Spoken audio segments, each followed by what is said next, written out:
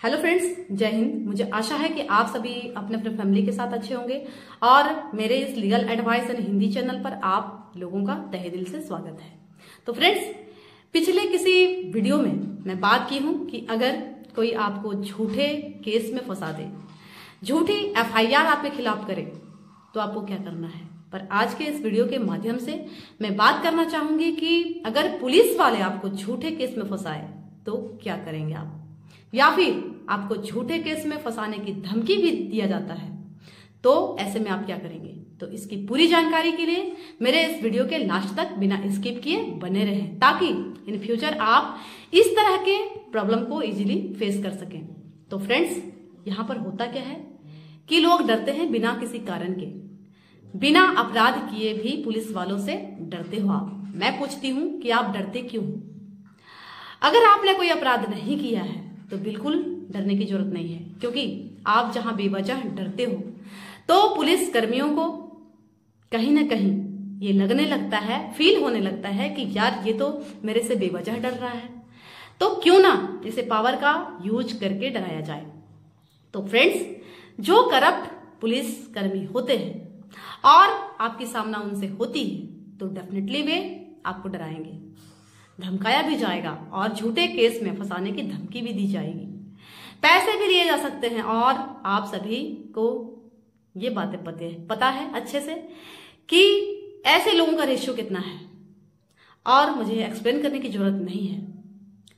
Friends, यदि आपका सामना ऐसे पुलिसकर्मी से होता है जो करप्ट है, ऑनेस्ट एंड बेस्ट पुलिसकर्मी से सामना होता है तो जरूरत नहीं पड़ेगी। पर अगर करप्ट पुलिस ऑफिसर से सामना हो जाता है और वो आपको फंसाना चाहे किसी केस में, या फंसा भी दिया हो, तो आप क्या करेंगे। तो फ्रेंड्स, सबसे पहले ये अच्छे से समझ लीजिए, जान लीजिए कि अगर आपने कोई गलती नहीं की, किसी से भी डरने की जरूरत नहीं है। कानून का इस्तेमाल करना सीखना है। पर आप करते क्या हो? एग्रेसिव होकर हाथापाई, गाली गलौज या गुस्सा सब करने की कोशिश करने लगते हो पुलिसकर्मी पर जो अपने पावर का मिसयूज कर रहे हैं। ऐसा नहीं करना है, बिल्कुल भी ऐसा नहीं करना है। आपको कानूनन मारना है, जिसका रिजल्ट निश्चित तौर पर आएगा।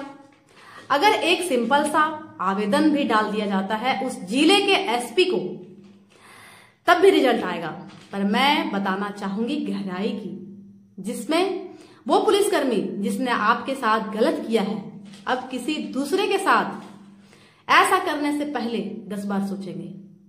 तो सबसे पहले ये मैं बात बताना चाहूंगी कि अगर कोई पुलिसकर्मी किसी व्यक्ति को झूठे केस में फंसा देता है, जिससे उसे मृत्युदंड की सजा भी हो सकती है, आजीवन कारावास की सजा हो सकती है, या 10 साल तक की सजा हो सकती है, ऐसे केस में फंसा दिया है, तो ऐसी स्थिति में उस पुलिसकर्मी ने 388 आईपीसी का ऑफेंस किया है। आप ये सोचोगे कि उसने 388 आईपीसी का ऑफेंस कर दिया है, तो मैं कोर्ट में किस तरह से साबित करूं कि उसने 388 आईपीसी का ऑफेंस कर दिया है। तो फ्रेंड्स, आप अपने बचाव के लिए मैटर को वकील को बताते हो कि सर ऐसी कोई सिचुएशन नहीं है, एक्चुअल सिचुएशन तो ये है। तो वकील आपके एक्चुअल सिचुएशन को कोर्ट के समक्ष प्रस्तुत करने की कोशिश करेगा, लेकिन ऐसा नहीं है कि आप मुकदमा नहीं कर सकते हैं उस भ्रष्ट पुलिस वाले के ऊपर जिसने आपको फंसाया है, सताया है और धमकी दी जा रही है झूठे केस में फंसाने की। अगर उसने आपको जेल में डाल दिया है, जेल में डाल कर रखा है, तो जेल से बाहर आने के तुरंत ही आपको वकील के माध्यम से एफआईआर दर्ज कराने का अधिकार है। बिना वकील के माध्यम से भी आप एफआईआर दर्ज करा सकते हैं, ये आपका अधिकार है। अगर थाने पर आपका एफआईआर दर्ज नहीं किया जाता है तो आप कोर्ट के माध्यम से एफआईआर दर्ज कर सकते हैं, ये आपका अधिकार है। उसके बाद अगर कोई पुलिसकर्मी आपको झूठे केस में फंसाने की धमकी दे रहा है, तो 389 आईपीसी का ऑफेंस कर रहा है, तो यहां उनका इंटेंशन रिश्वत लेना हो सकता है, वैल्यूएबल चीजें लेना हो सकता है, प्रॉपर्टी चाहिए होगा, इसलिए आपको धमकी दी जा रही है। तो आपको यहां पर डरने की जरूरत नहीं है। ये दोनों धाराएं ऐड होती है कि अगर वो फंसा दिया है तब तो आईपीसी 388, और उसने फंसाया नहीं है, सिर्फ धमकी दे रही है, तो आईपीसी 389। इसके अलावा जब इसने ऐसा एक्ट किया है, झूठे केस में फंसा रहा है, तब इसका मतलब है और कॉमन सेंस की बात है कि वो अपनी ड्यूटी के विपरीत कार्य कर रहा है। 388 आईपीसी और 389 आईपीसी का जो उसने ऑफेंस किया है, झूठे केस में फंसाने वाली बात या फिर झूठे केस में फंसाने की जो धमकी उसने दी, तो ऐसे पुलिस कर्मी को 10 साल तक की सजा हो सकती है। और 166 में जो कि अपनी ड्यूटी के विपरीत कार्य कर रहा है, इसमें 1 साल तक की सजा हो सकती है। और 166A के तहत 2 साल तक की सजा हो सकती है।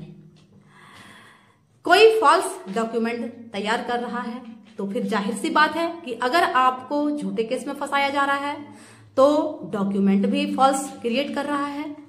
167 आईपीसी के तहत ऐसे झूठे दस्तावेज रचने वाले पुलिसकर्मी के ऊपर 3 साल तक की सजा हो सकती है। और वो जब झूठे दस्तावेज रच रहा है तो जो एविडेंस कलेक्ट कर रहा है, तैयार कर रहा है, वो भी साक्ष्य झूठी है। 196 आईपीसी के तहत ऐसे पुलिसकर्मी को 7 साल तक का सजा हो सकता है और जुर्माना से भी दंडित किया जाएगा। जो पुलिसकर्मी भ्रष्टतापूर्वक ऐसे फॉल्स रिपोर्ट तैयार कर रहा है, कानून के विपरीत जाकर आपके खिलाफ झूठी रिपोर्ट तैयार कर रहा है, तो 219 आईपीसी के तहत 7 साल तक की सजा हो सकती है उन्हें, और साथ ही जुर्माना भी हो सकती है। जुर्माना से भी दंडित किया जाएगा। इसके अलावा अगर कोई पुलिसकर्मी आपको रॉन्गफुल कन्फाइनमेंट में रखते हैं, मतलब आपको थाने पर ले जाया गया, कन्फाइनमेंट कर रहा है, थाने में ले जाकर जेल में अपने कस्टडी में रख लिया गया है, तो रॉन्गफुल कन्फाइनमेंट है। आपने अगर कुछ किया ही नहीं है, कोई गलती नहीं किया आपने, और उन्होंने झूठे केस में थाने पर ले जाकर उठा के रख दिया है, तो यहां भी रॉन्गफुल कन्फाइनमेंट हो गया है। और 320 आईपीसी कहती है कि अगर कोई पुलिसकर्मी किसी व्यक्ति को रॉन्गफुल कन्फाइनमेंट में रखेगा तो 7 साल की सजा उन्हें मिलेगी, 7 साल की सजा से दंडित किया जाएगा, या फिर उसे गिरफ्तार करके कोर्ट में पेश करेगा तो भी 7 साल की सजा है। और 342 आईपीसी का ऑफेंस कर रहा है तो रॉन्गफुल कन्फाइनमेंट में 342 आईपीसी भी हिट होती है।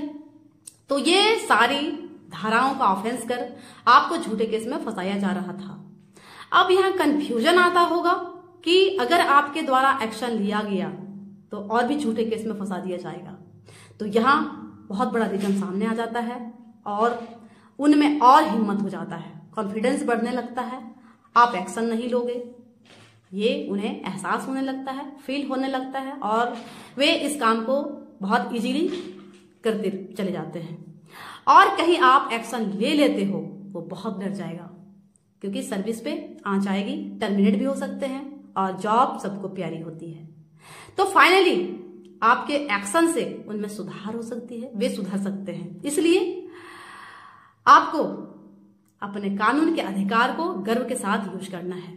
याद रखें, गलत करना जितना बड़ा अपराध होता है, उससे भी बड़ा अपराध गलत सहना होता है। तो फ्रेंड्स, मुझे आशा है कि मेरा ये वीडियो आप लोगों को अच्छा लगा हो, और अगर अच्छा लगा हो तो मेरा इस वीडियो को लाइक, कमेंट, शेयर करें। जो व्यूअर्स मेरे इस चैनल पर नए हैं वे सब्सक्राइब करें, बेल आइकन प्रेस करना ना भूलें।